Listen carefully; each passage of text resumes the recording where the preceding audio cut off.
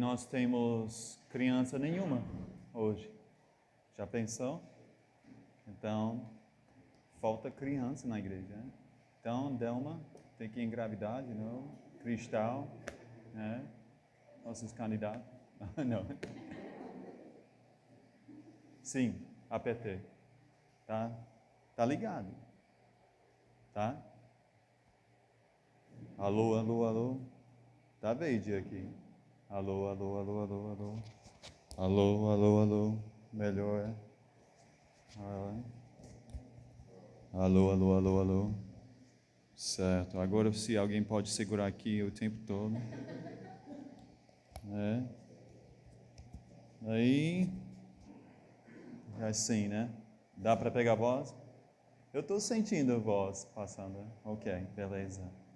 Mas é isso mesmo, às vezes a gente passa fases. Eu lembro, minha igreja lá nos Estados Unidos tinha fase de muito jovem, mais que 100. Aí a igreja cresceu e hoje tem menos, tem mais ou menos 60 jovens hoje. 50. E a igreja cresceu e tem 50 jovens. Como? Porque jovem cresce e se torna adulto. Aí as pessoas, então, às vezes tem igreja cheia de criança. Eu lembro uma vez lá em Maceió, a gente fez uma igreja, começamos e tinha 40 crianças. Mas não durou muito tempo não, a criança, quando não faltou picolé, não chegou na igreja. Mas é isso mesmo, né?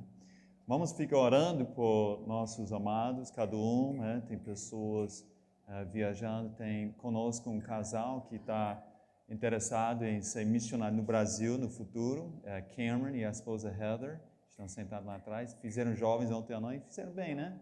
Cameron fala bem razoável português, né? Aí eles vão essa semana para Rio de Janeiro, pesquisar Rio de Janeiro.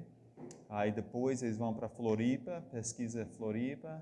Depois vão para Maceió e voltam para cá também, entendeu? Então vai ser...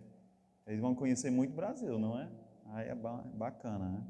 Mas você ore por eles, que eles estão na preparação de chegar a ser missionários no Brasil, e só Deus sabe quando, mas tem que fazer essas visitas e para ver onde encaixa. A gente gostaria que eles trabalhassem aqui conosco, né? Mas queremos o que a vontade de Deus é na vida deles, tá certo? Abre a Bíblia para Lucas 18. Estamos estudando a vida de Jesus, queremos ser como Jesus e na verdade o que presta para durar para sempre é o que é feito para Jesus. A gente sabe que essas coisas do mundo passam, mas as coisas de Deus não passam não, mas dura para sempre. Estamos em Lucas 18, 1 a 8. E a pergunta eu boto como tema, eu acredito em ênfase que Jesus está fazendo aqui para os judeus, em Lucas 18, é essa. Se Jesus voltasse hoje, será que acharia você fiel em oração? Fiel em oração. Como está a sua vida de oração? A vida cristã é uma vida que submete Jesus, é uma vida de obedecer à palavra de Deus, é uma vida que nós temos que estar na palavra, masticando a palavra, guardando a palavra na nossa vida para não pecar contra Deus. Nossa vida cristã é vivendo uma vida de obediência da palavra. Mas a vida cristã, então, se a gente obedece à palavra, a palavra nos ensina de orar. Aí aqui a gente vai ver que a gente deve estar orando até Jesus voltar. Aí essa pergunta a gente fez semana passada, falando sobre os fins dos tempos. Aí e Jesus continua esse tema da ideia da volta dele, mas ele aplica mais exato sobre a fidelidade em oração. Aí a pergunta para nós é isso mesmo. Será que eu estou orando suficiente na vida? Será que eu estou orando para agradar e mostrar fidelidade em oração? Eu não sei se você é como eu, mas quando a vida fica muito ocupada, parece que eu oro menos. Aí tinha um grande homem na história da igreja, ele disse assim: hoje tem muita coisa a resolver, eu vou orar por 3 horas. Já pensou? Parece o contrário, né? Tem muita coisa a fazer, então vamos orar rápido. Às vezes a gente faz até isso quando está com fome, não é verdade? Quando está reunido com um grupo e pergunta, você está com fome? Estou com muita fome, então você ora primeiro. Porque geralmente quem está com muita fome diz o quê? Obrigado a Deus pela comida, amém. Vamos comer. Mas a verdade é que Deus quer que a gente sempre está orando. E Ele faz uma pergunta para os judeus, será que eu vou achar vocês orando quando voltar? Vamos para Lucas 18, versículo 1. Eu quero que você veja o que Jesus conta para seus discípulos. Então, Jesus contou aos seus discípulos uma parábola para, mostrar-lhes que eles devem orar sempre e nunca desanimar. Então, Jesus vai contar o quê? Uma parábola.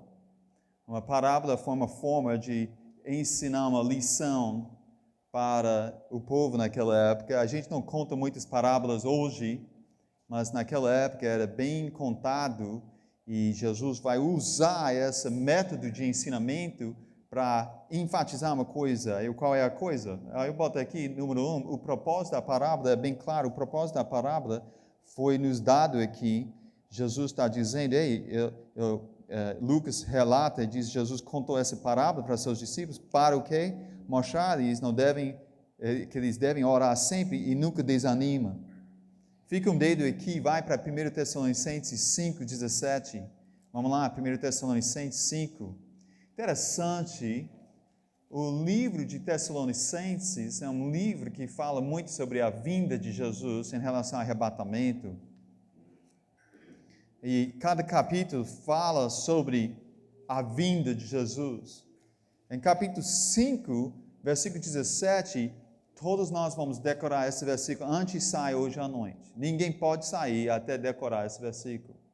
1 Tessalonicenses 5, 17, que diz o quê? Vamos ler. 1 5, 17. Orem o quê? Continuamente. Certo. Decorou? Decorou, Ana Clara? Você pode dizer agora sem olhar?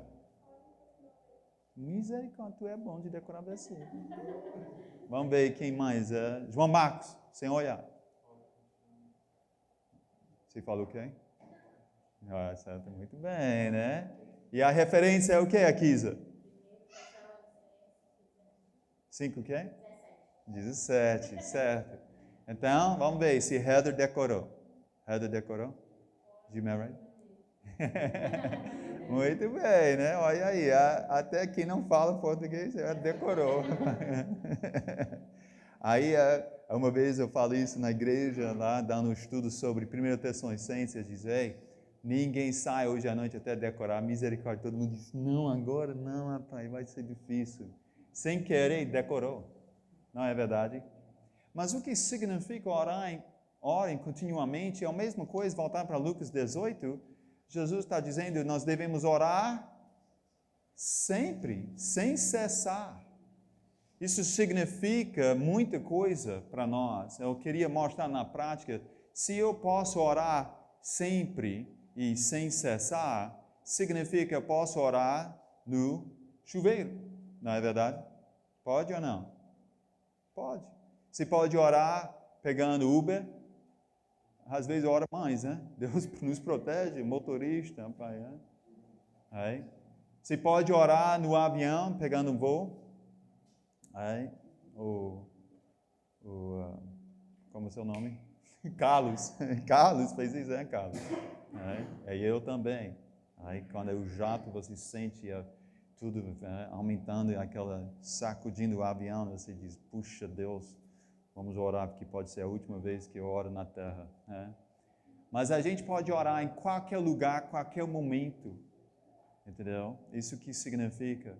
Tem pessoas que dizem, qual seja a posição de oração? Existe uma posição mais sagrada?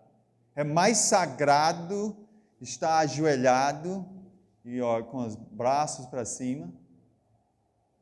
Não. A Bíblia não nos mostra que tem uma posição mais sagrada. O que Deus quer, Ele quer que a gente ore com sinceridade, mas existem muitas maneiras posições de orar, com certeza. A gente vê pessoas deitadas, Elias, ele sentou e botou a cabeça entre os joelhos e orou lá no Monte Carmelo. A gente vê, a gente não sabe se Jesus orou como a foto mostra, tem aquelas fotos que ele faz de Jesus em cima de uma rocha, não é? Orando. Mas a gente sabe que o mandamento é orar sem cessar, e se nós temos que orar sempre, significa, não importa a posição onde estamos. O que importa é o que nós estamos dizendo para Deus. Então, o que importa aqui em Lucas 18, o propósito de orar sempre é para orar sem desanimar. Se já orou sobre uma coisa que não chegou, por exemplo, orar pela salvação de alguém, né? Eu já orei pela salvação de pessoas, e essas pessoas ainda não converteram. É para mim parar?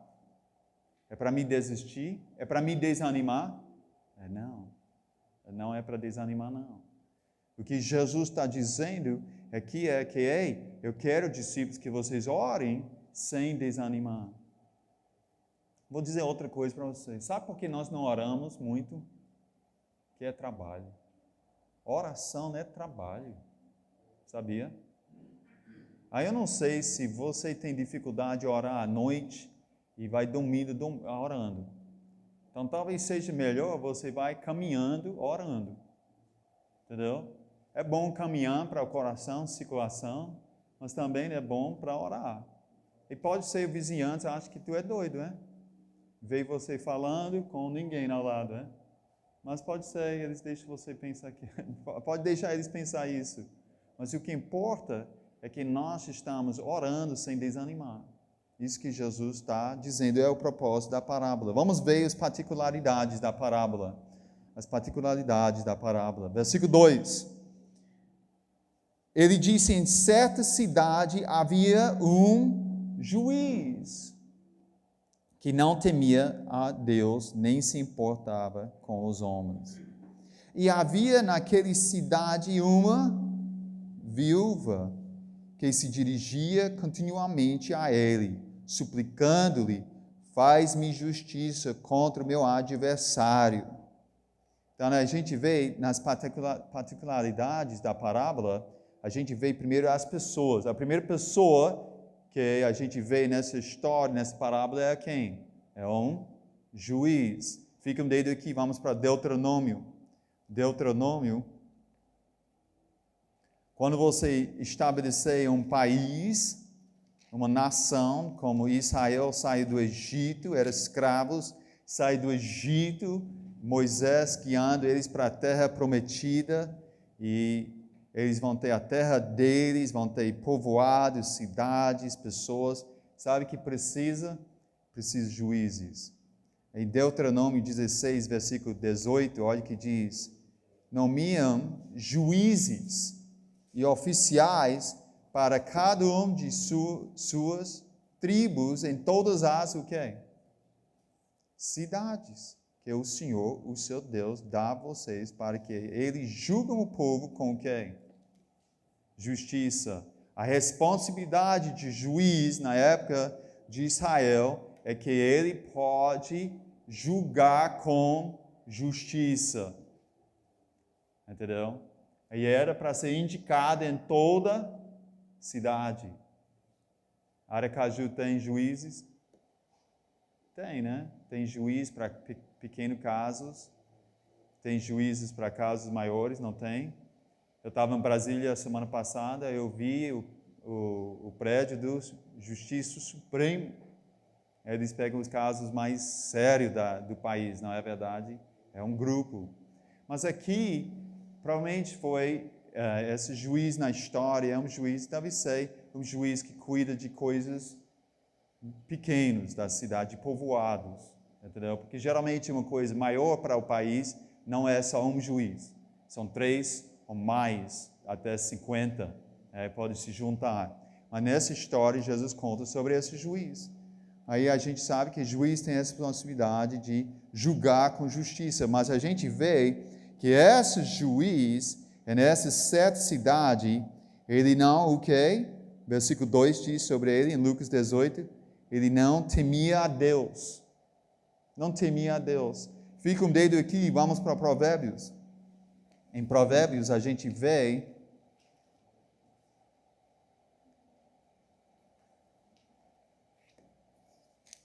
esse tema de temer a Deus. Em Provérbios 1, 7, diz: o temor do Senhor é o princípio do conhecimento, mas os insensatos desprezam a sabedoria e a disciplina. Então, esse juiz, ele não temia o Senhor, ele não tinha conhecimento certo da vida, de acordo com Provérbios. Provérbios capítulo 8, versículo 13, se não me engano. Olha o que diz aí. 8:13. Temei o Senhor é o quê? O que é? Odiar o mal. Aí ele vai citando alguns maus: odiar o orgulho, arrogância, mau comportamento, falar perverso. Mas esse versículo é muito bom decorar a referência. Só decorar essa primeira frase. Temer o Senhor é odiar o mal. Entendeu? Odiar o mal. Então, nosso Deus é um Deus maravilhoso, perfeito, justo, santo, e Ele não quer que a gente agradar o mal. Ele quer que a gente afaste do mal. E para afastar o mal, nós temos que temer a Deus. Ele reconhece que Ele pode voltar a qualquer momento. Em qualquer momento, Jesus pode voltar, e será que estamos temendo Ele? Esse juiz não temeu Deus, infelizmente. E eu acho que os judeus naquela época, eles podiam citar na mente deles vários juízes como nós. Nós não podemos fazer isso. Quando a gente fala sobre um juiz que ele não teme a Deus, a gente já pode pensar até no Supremo, provavelmente, não é? Eu posso, lá dos Estados Unidos, eu penso em alguns juízes que eles respeitam Deus nenhum. Entendeu? Por que eles não respeitam Deus? Porque eles não temem o que Deus proíbe. Entendeu? Então é isso, a gente vê a importância de temer a Deus, mas esse juiz não. E eu acredito que os judeus, especialmente os discípulos, dizem: eu conheço a minha cidade, tem um juiz dessa forma, ele não teme Deus, e ele nem importa com os homens. Essa é a primeira pessoa. A segunda pessoa nós temos na história, a particularidade falando sobre as pessoas. Essa pessoa é quem? É uma viúva. Né? A viúva, temos viúvas, nós entendemos o que é viúvas. A Bíblia nos fala, se nós temos uma religião pura, Tiago diz, a gente gosta de cuidar das viúvas. A minha igreja nos Estados Unidos tem uma viúva, e a igreja tem prazer, Mrs. Gerson, de vai lá para a casa dela e cuida das coisas dela. Sempre verificando, porque a Bíblia diz, nós devemos cuidar das viúvas. Mas lembra, esse juiz não temia Deus. Então ele não importa com a viúva. Mas nós devemos. Aí a situação, qual foi a situação nas particularidades dessa parábola? A gente vê as pessoas, mas a situação foi isso. A viúva chega e diz: faz-me justiça, que parece que é o dever dele, mas ele não atendeu ela. Versículo 4, Lucas 18, versículo 4. Por algum tempo ele se recusou. Em outras palavras, o juiz diz: nem quero olhar. Eu nem sabia que isso existe. Eu pensei, o juiz é obrigado de atender o mal que está passando no mundo. Mas eu vi nas eleições dos Estados Unidos, nenhum tribunal atendeu a injustiça da eleição. Você acredita? Nenhum. Nem quis olhar as evidências. Então, a gente vê nessa parábola, mesma coisa. Essa viúva chegou: olha, eu tenho um caso, eu quero justiça. Ele, próximo: ei, amigo, como você está? Aí atendeu os outros e não atendeu ela, recusou ela para um tempo. Mas a situação foi assim, versículo 4. Mas finalmente disse a si mesmo. Olha como a Bíblia agora vai entrar a cabeça de alguém. A Bíblia, Deus sabe seus pensamentos, Deus sabe o que está imaginando no coração, Deus sabe essas coisas, né? E aqui, Lucas, inspirado do Espírito Santo, vai relatar para nós o que esse cara está pensando. Ele disse, embora eu não temo a Deus e nem me importe com os homens, versículo 5, esta viúva está me aborrecendo. Vou fazer-lhe justiça para que ela não venha mais me importunar. Então, a situação é o quê? A situação é que o juiz está perturbado. Por causa do quê? A persistência da viúva. Você conhece pessoas persistentes? Eu já tinha um filho, não vou dizer qual, mas está sentado lá na última fila. Aí ele diz, pai, deixa-me dirigir o carro, deixa-me dirigir. Não, deixa-me dirigir o carro, deixa-me dirigir. Não, deixa-me dirigir. Não, deixa-me dirigir. Tá bom. Aí eu deixei ele dirigir, entendeu? Mas por que eu deixei?